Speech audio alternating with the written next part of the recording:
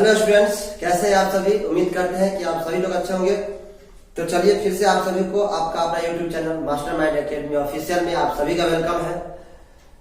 तो जैसा कि आप सभी लोगों को पता है कि हमने अपना नया chapter speed time and distance start किया था। उसमें लास्ट क्लास में हमने कुछ कॉन्सेप्ट भी पढ़े थे और उसमें हमने कुछ लगभग 8 क्वेश्चन भी हमने किया था। तो आज हम उसी सीरीज में उससे आगे के कॉन्सेप्ट की तरफ चलेंगे और कुछ क्वेश्चन करते हैं। तो मैं उससे पहले कुछ क्वेश्चन करने से पहले मैं कॉन्सेप्ट समझाता हूं कि हमने एक रिलेशन पढ़ा था अपने पिछली क्लास में कि जैसे कि समय यानी टाइम बराबर दूरी बट्टा क्या होता है 4। समय बराबर होता है यानी टाइम इक्वल टू होता है डिस्टेंस अपॉन में स्पीड। ठीक है, टाइम इक्वल टू, या हम कह सकते हैं कि डिस्टेंस बराबर क्या होता है तो जो स्पीड इनटू क्या होता है टाइम।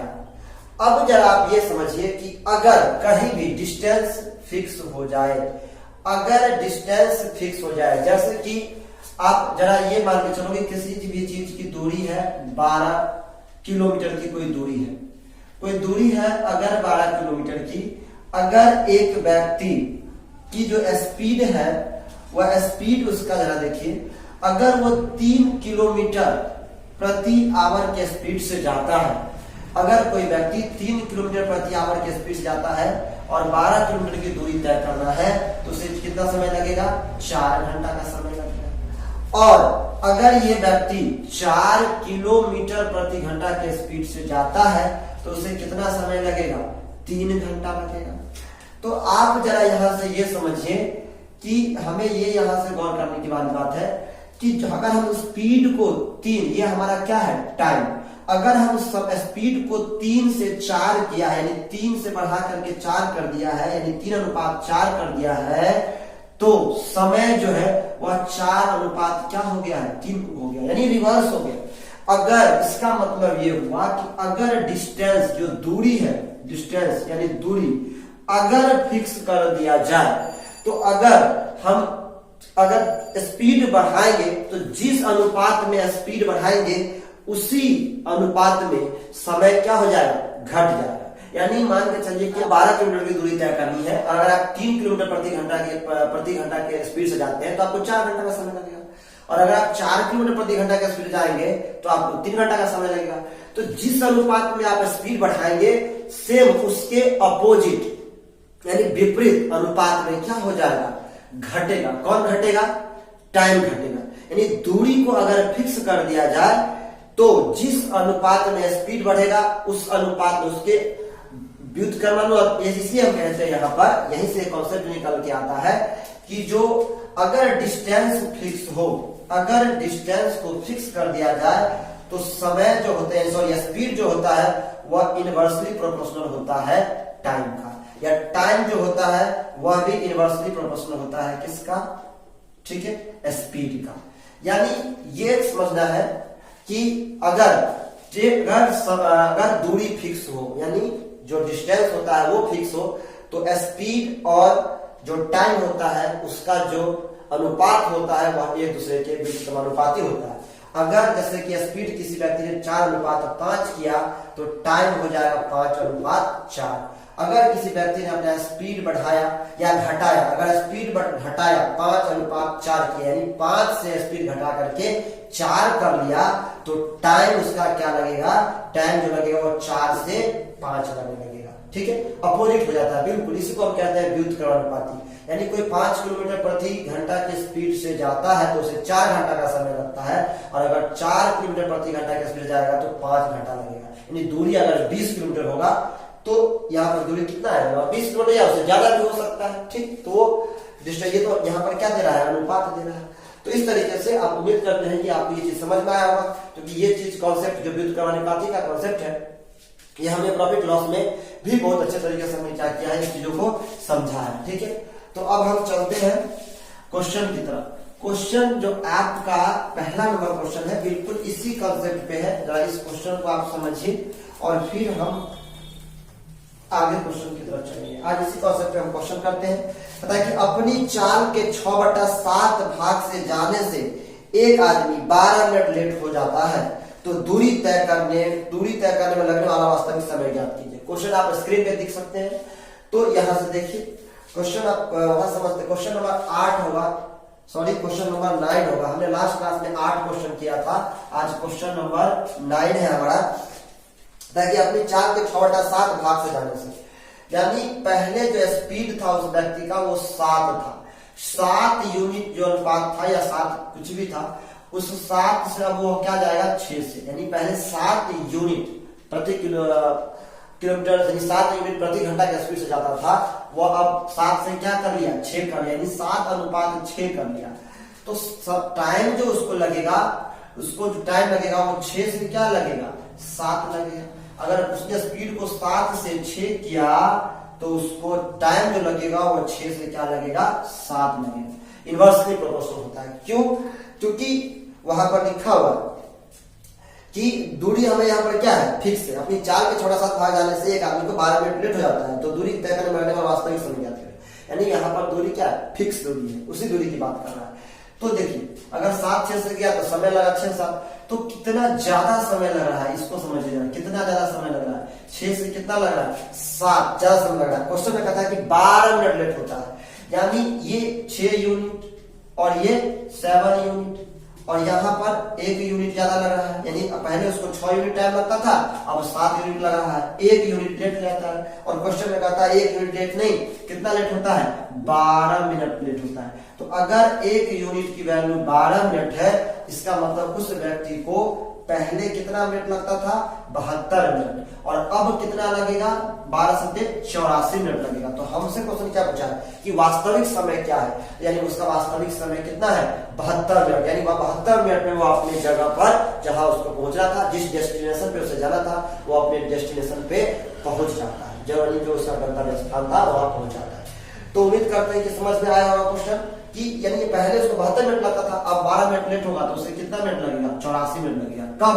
जब स्पीड को 7 से 6 किया। अगर वो इसी स्पीड से जाता जो उसका पहले स्पीड था तो उसे कितना लगता 72 मिनट, यानी पहले वाला स्पीड से जाता। तो ठीक है, चलते हैं क्वेश्चन नंबर 10 की तरफ।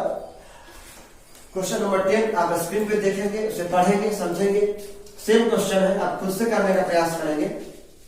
क्वेश्चन नंबर 10 जरा समझिए, बहुत ही आसान क्वेश्चन है। कहता है कि एक निश्चित दूरी तय करने में, दूरी यहाँ भी निश्चित है, एक निश्चित दूरी तय करने में कह दिया निश्चित दूरी, यानी दूरी को फिक्स कर दिया, ठीक है। निश्चित दूरी तय करने में ए और बी की चाल का अनुपात 3:4 है, यानी एक ए है और बी है, इसके स्पीड का जो अनुपात है वो 3:4 है, ठीक, 4:4 है। तो पहुंचने में ए को बी से 30 मिनट ज्यादा लगता है, यानी इसको अगर देखिए अगर स्पीड के अनुपात 3:4 है तो इसके टाइम का अनुपात क्या होगा, अगर दूरी फिक्स है तो अगर स्पीड इसका 3 इसका 4, इसको समय लगेगा 4, इसको समय बी को समय लगेगा 3, सेम उसके व्युत्क्रमानुपाती हो जाएगा समय व्युत्क्रमानुपाती, इसको ये अगर 3 यूनिट 4 से जाएगा तो 4 यूनिट समय लगेगा, और अगर ये 4 यूनिट समय से जाएगा तो 4 यूनिट स्पीड से जाएगा तो 3 यूनिट समय लगेगा, ठीक, इनवर्सली प्रोपोर्शनल। तो कहता है कि ये इसको 30 मिनट ज्यादा लगता है, किसको ए बी से 30 मिनट ज्यादा लेता है, यानी ए को क्या समय लगता है ज्यादा समय लगता है, कितना ज्यादा समय ए यानी 30 मिनट ज्यादा समय। तो अगर 30 मिनट हमारे अनुसार कितना ज्यादा, यहां ज्यादा देखिए में ए बी से 30 मिनट ज्यादा लेता है, यानी ज्यादा समय लगता है, यानी इसको 4 समय लगता है, इसको 3 समय लगता है। तो हमारे अनुसार 1 यूनिट ज्यादा लगता है और क्वेश्चन के अनुसार कितना ज्यादा लगता है 30 मिनट, यानी 1 यूनिट की वैल्यू हमारा क्या हो गया 30 मिनट। तो क्वेश्चन में कहता है ए द्वारा लगा समय ज्ञात कीजिए, तो ए को समय कितना लगता है 4 यूनिट लगता है। तो 1 यूनिट की वैल्यू कितनी आई 30, तो 4 यूनिट की वैल्यू के लिए हम 30 से क्या करेंगे मल्टीप्लाई, यानी 120 मिनट। यही हमारा इस क्वेश्चन का आंसर होगा। ऑप्शन आप देखेंगे तो ऑप्शन नंबर सी इस क्वेश्चन का बिल्कुल करेक्ट आंसर है। क्लियर, समझ में आ रहा है। चलते हैं क्वेश्चन नंबर 11 की तरफ। क्वेश्चन नंबर 11 समझिए, बहुत ही आसान क्वेश्चन है। क्वेश्चन नंबर 11 कहता है कि एक आदमी अपनी वास्तविक चाल के 7/11 भाग से किसी जगह 22 घंटे में पहुंचता है, तो अगर वो अपनी वास्तविक चाल से जाता तो कितना समय बचा लेता, ठीक है। तो क्वेश्चन नंबर 11 देखिए कि 7/11 चाल जाता है, यानी 11 से जाता था, लेकिन वह कितना से जाता है, 7 से जाता है। यानी एक्चुअल में वो 11 से जाता था, लेकिन 11 से न जाकर के 7 से जाता है, ठीक है। यानी 11 के पास 7 स्पीड को घटा लिया, कितना यूनिट घटा लिया, 4 यूनिट। तो टाइम जो लगेगा अगर, तो टाइम लगेगा इसके रिवर्स 7:11, 7:11, ठीक है। और कहता है कि जो उसका जो इससे किसी 22 घंटे में पहुंचता है, यानी जब इस स्पीड से जाता है, इस स्पीड से 7 यूनिट स्पीड से, तो उसको कितना समय लगता है, 22 घंटा लगता है। और यहाँ पर क्या लिखा हुआ है, 11, इसका मतलब 11 की जो वैल्यू है, एक्चुअल वैल्यू, वो कितना है, 22 घंटा। यानी कितना गुना है, 2 गुना। तो 2 गुना ज्यादा समय लगता है। अगर वो अपने वास्तविक चाल से जाता तो कितना समय बचा लेता। तो अगर इसी स्पीड से जाता, उसका वास्तविक स्पीड ये है, वो जाता है 7 से, लेकिन वास्तविक स्पीड ये है, और अगर वास्तविक स्पीड से जाता तो उसे कितना समय लगता, 7 यूनिट। तो कितना समय ये बचाता, यानी जब अपने वास्तविक स्पीड से न जाकर के वह इस स्पीड से जाता है, 7 स्पीड से, तो उसको 11 यूनिट समय लग जाता है। और अगर अपने वास्तविक चाल से जाता तो उसको 7 यूनिट समय लगता।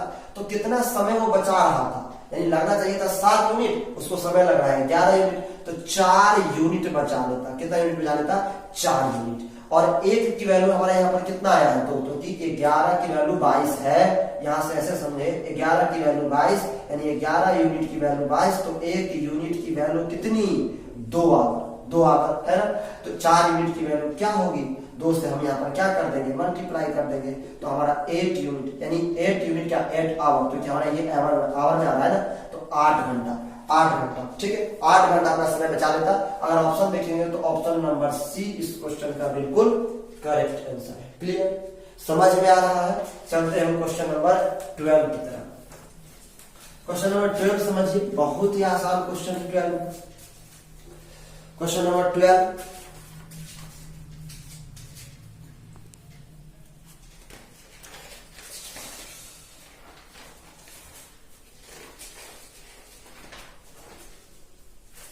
क्वेश्चन नंबर 12 को अगर आप देखते हैं तो बिल्कुल इसमें परसेंटेज का थोड़ा सा कॉन्सेप्ट आया है। अगर आपको परसेंटेज आता है तो क्वेश्चन को चुटकी में सॉल्व करेंगे, बहुत ही आसान है। क्वेश्चन कहता है कि यदि कोई व्यक्ति अपनी गति 83.1/30% बढ़ाता है तो उसे अपने स्थान तक पहुंचने में लिए गए समय में कितनी प्रतिशत की कमी करनी होगी या कमी होगी।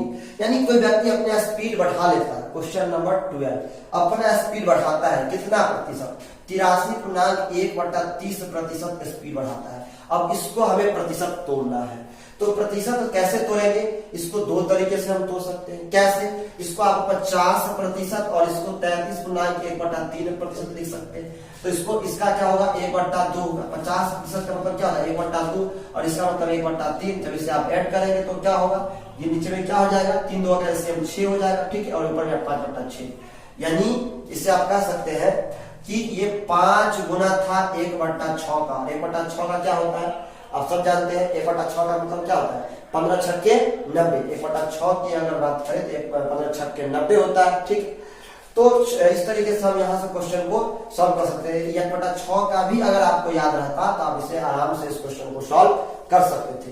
खैर चलिए, हम इसको इस तरीके से भी तोड़ सकते हैं। अगर आपको याद नहीं है, जैसे 50% और 33.1/3%, यानी 1/2 हुआ इसका मतलब, और इसका मतलब 1/3, आसान था। और हमने इसे जोड़ दिया 5/6, यानी इस तरीके से, यानी वो अपना बढ़ा लेता है कितना, इसका वैल्यू हुआ 5/6, 5/6।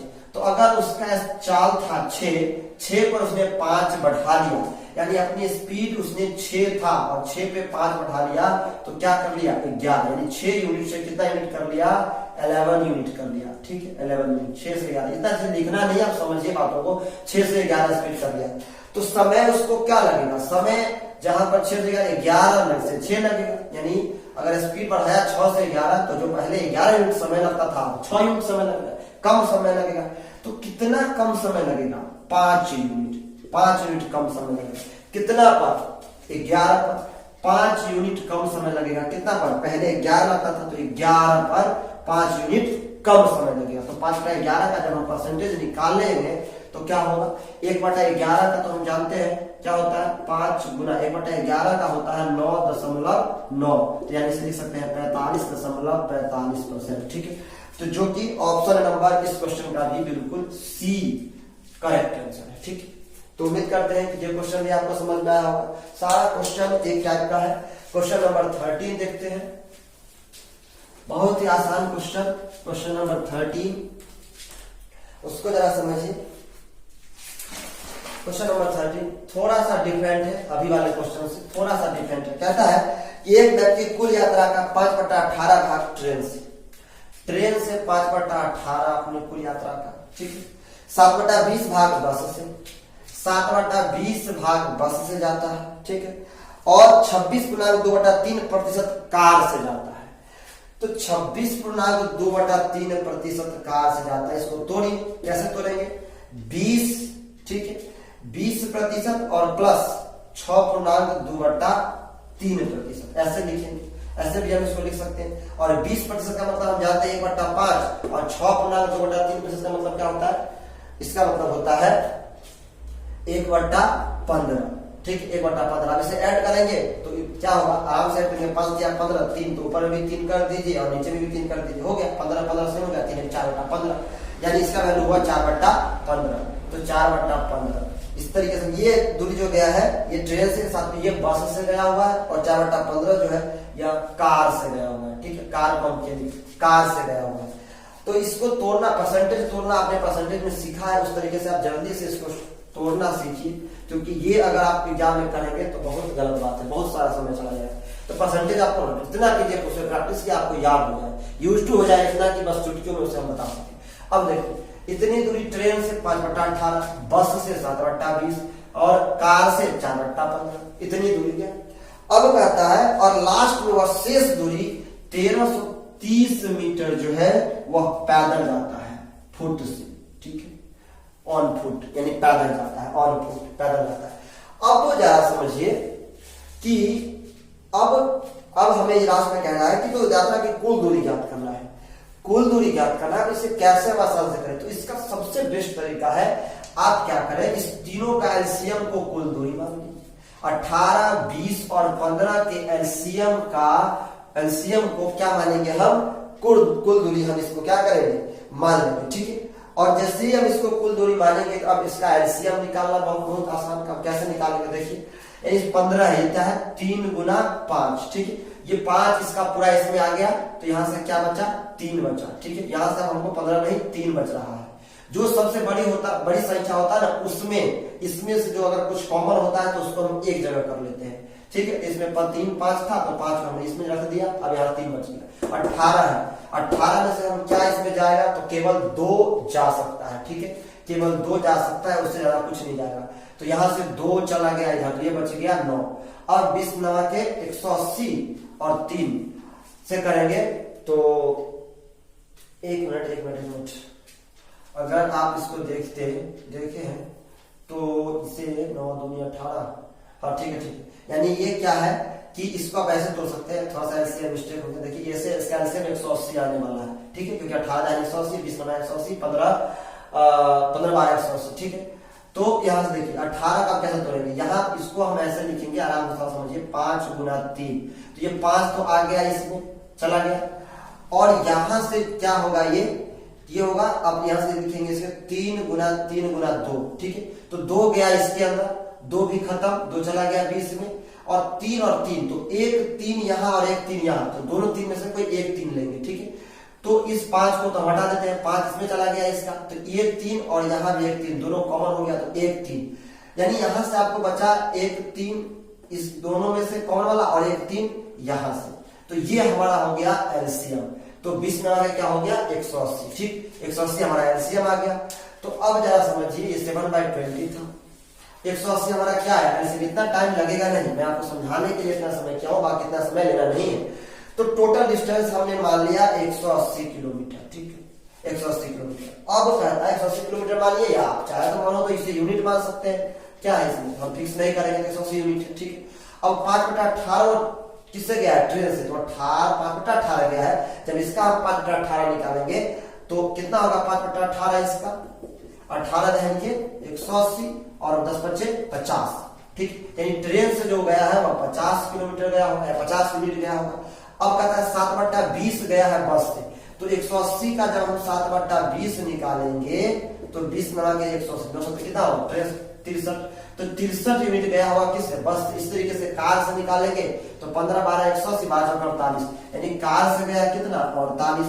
तो अब टोटल डिस्टेंस हमने माना कितना है 180, तब शेष कितना रह गया, इसको जब ऐड करेंगे हम तो 50 60 50 110 और 40 150 और 8 161, यानी कुल दूरी 161 यूनिट उसने तय किया है। कितना तय किया है 161 यूनिट, 161 यूनिट।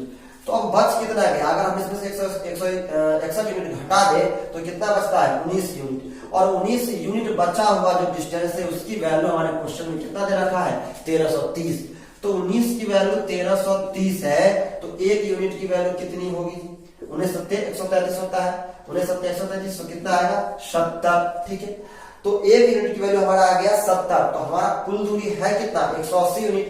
तो हम यहां भी क्या करेंगे, एक यूनिट की वैल्यू 70 आ गया, यहां भी 70 से मल्टीप्लाई कर देंगे तो 18 7 126, यानी 12600, ठीक है 12600, यानी ये क्या आ गया मीटर आ गया, क्योंकि हमारा ये सब डाटा दिया था ये सब किसमें दिया हुआ था मीटर में। तो इसे में दूरी अगर हम इसे किलोमीटर में बदलेंगे, क्योंकि लास्ट में जो हमारा डाटा दे रखा है क्वेश्चन में 1330 ये मीटर में है, तो इसका मतलब हमारा ये आंसर भी क्या आया मीटर में आया, ठीक है। ये भी हमारा क्या आया मीटर में आया, तो इसको किलोमीटर जब बदलेंगे तो 1000 से क्या करेंगे डिवाइड कर देंगे। तो इसे जब डिवाइड करेंगे ख्याल से तो अब ये हो जाएगा 12.6 किलोमीटर दूरी था कुल दूरी कितना था 12.6 किलोमीटर। तो इस तरीके से अगर हम ऑप्शन को देखें तो हमारा ऑप्शन नंबर ए इस क्वेश्चन का बिल्कुल करेक्ट आंसर, ठीक है ऑप्शन नंबर ए। तो इस तरीके से उम्मीद करते हैं कि ये सारा क्वेश्चन आपको बिल्कुल अच्छे तरीके से समझ में आया होगा। आज की क्लास में बस इतना ही, इससे आगे हम नेक्स्ट लेक्चर में लेकर के आते हैं। तो इस क्वेश्चन को तब तक आप समझिए, एक बार देखिए, दोबारा वीडियो को प्ले करके देखिए, पॉज करके समझिए और अच्छे से समझिए, नोट्स बनाइए, आपके लिए बेहतर ये आगे जाके बहुत ही फायदेमंद होगा। और बहुत बेसिक लेवल से हम उठा के लेके चल रहे हैं और बहुत अच्छे क्वेश्चन पर भी चलेंगे, बहुत डिटेल्स में पढ़ेंगे चैप्टर को। तो तब तक के लिए आप घर पे रहिए, सेफ रहिए, पढ़ते रहिए, और अगर आपने चैनल को सब्सक्राइब नहीं किया तो सब्सक्राइब कर लें, अपने दोस्तों में शेयर करें और अच्छा लगे तो लाइक करें। तब तक के लिए बाय, टेक केयर।